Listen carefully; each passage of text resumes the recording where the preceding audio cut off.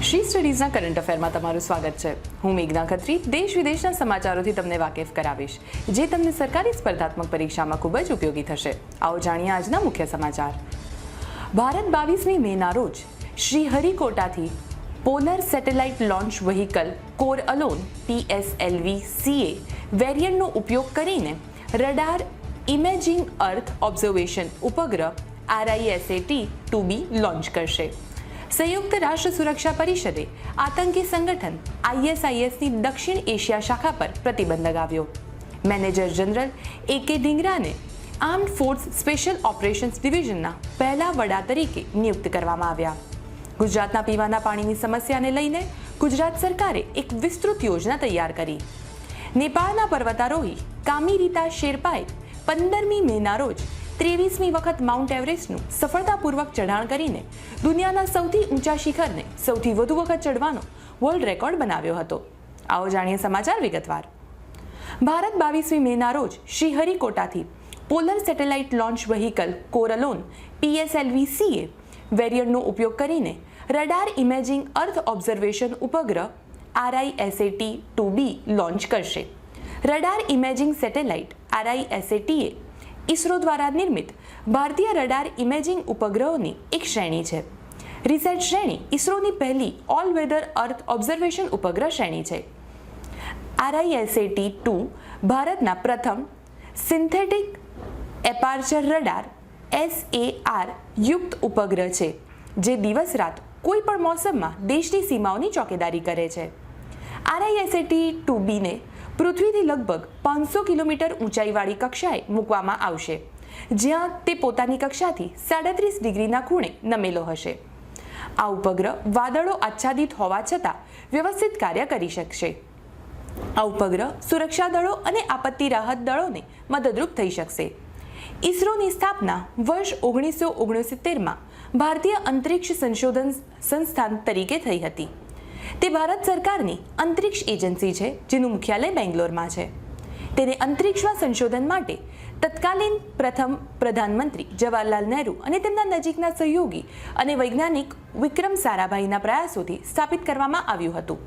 તેનું સંચાલન ભારત સરકારના સ્પેસ ડિપાર્ટમેન્ટ દ્વારા કરવામાં આવે છે, જે સીધો પ્રધાનમંત્રીને રિપોર્ટ કરે છે। ઇસરો પોતાના દેશવ્યાપી કેન્દ્રો અને નેટવર્કના માધ્યમથી સંચાલન કરે છે। સંયુક્ત રાષ્ટ્ર સુરક્ષા પરિષદે આતંકી સંગઠન ISISની દક્ષિણ એશિયા શાખા પર પ્રતિબંધ લગાવ્યો છે। સંયુક્ત રાષ્ટ્રે અફઘાનિસ્તાન અને પાકિસ્તાનમાં ઘાતક હુમલા કરવા બદલ અને આતંકી સંગઠન અલ કાયદા સાથેના જોડાણ બદલ આ પ્રતિબંધ લગાવ્યો છે। સંયુક્ત રાષ્ટ્ર પરિષદની 1267 અલ કાયદા પ્રતિબંધ સમિતિએ Islamic State of Iraq and Levant Khorasan ISIL-K પર આ પ્રતિબંધ લગાવ્યો છે। આ સંગઠનને ISISની દક્ષિણ એશિયા શાખા તરીકે પણ ઓળખવામાં આવે છે। આ સંગઠનનું સર્જન 10 જાન્યુઆરી 2015માં તહેરીકે તાલિબાન પાકિસ્તાનના એક પૂર્વ કમાન્ડરે કર્યું હતું। મેજર જનરલ AK ઢીંગરાને આર્મ્ડ ફોર્સિસ સ્પેશિયલ ઓપરેશન્સ ડિવિઝનના પહેલા વડા તરીકે નિયુક્ત કરવામાં આવ્યા છે। આ ડિવિઝનમાં ત્રણેય સેનાના કમાન્ડો, જેમ કે સેનાની પેરાશૂટ રેજિમેન્ટ, નૌકાદળના માર્કોસ અને વાયુસેનાના ગરુડ કમાન્ડો દળના વિશેષ કમાન્ડોનો સમાવેશ થશે।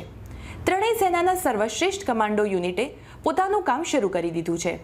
ત્રણેય સેનાઓએ આની પહેલા ઘણી વખત એક સાથે ઘણા ઓપરેશન્સ પૂરા પાડ્યા છે, પરંતુ પહેલી વખત ત્રણેય સેના એક કમાન્ડો અને નિયંત્રણ હેઠળ કાર્ય કરશે। આનાથી ટ્રેનિંગ પાછળ થતા ખર્ચમાં પણ ઘટાડો કરી શકાશે। આર્મ્ડ ફોર્સિસ સ્પેશિયલ ઓપરેશન્સ ડિવિઝનમાં 3000 પ્રશિક્ષિત કમાન્ડો છે, જેમને જંગલ અને સમુદ્રમાં યુદ્ધ કરવાની તાલીમ આપવામાં આવી છે અને તેઓ હેલિકોપ્ટર રેસ્ક્યુ ઓપરેશન પણ કરી શકે છે। આ ટીમ આવા પ્રકારના મિશનોના સંચાલન માટે જવાબદાર હશે, જેમાં રણનૈતિક હુમલા, આતંકવાદીઓના રહેઠાણ શોધવા અને યુદ્ધ લડવાની દુશ્મન શક્તિઓને ઓછી કરવી વગેરેનો સમાવેશ થાય છે।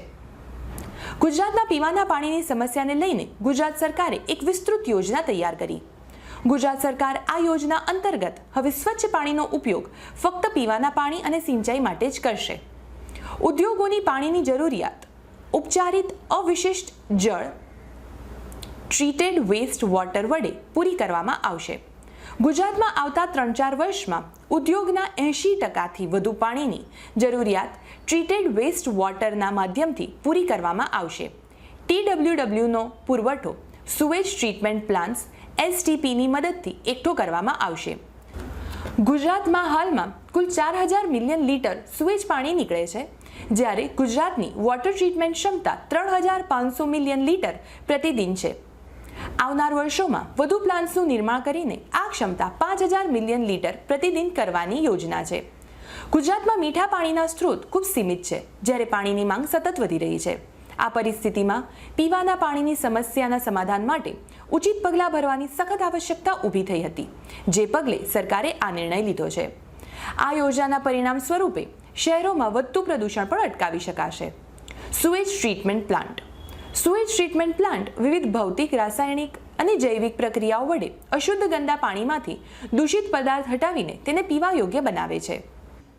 નેપાળના પર્વતારોહી કામિરીતા શેરપાએ 15મી મેના રોજ 23મી વખત માઉન્ટ એવરેસ્ટનું સફળતાપૂર્વક ચઢાણ કરીને દુનિયાના સૌથી ઊંચા શિખરને સૌથી વખત ચડવાનો વર્લ્ડ રેકોર્ડ બનાવ્યો હતો.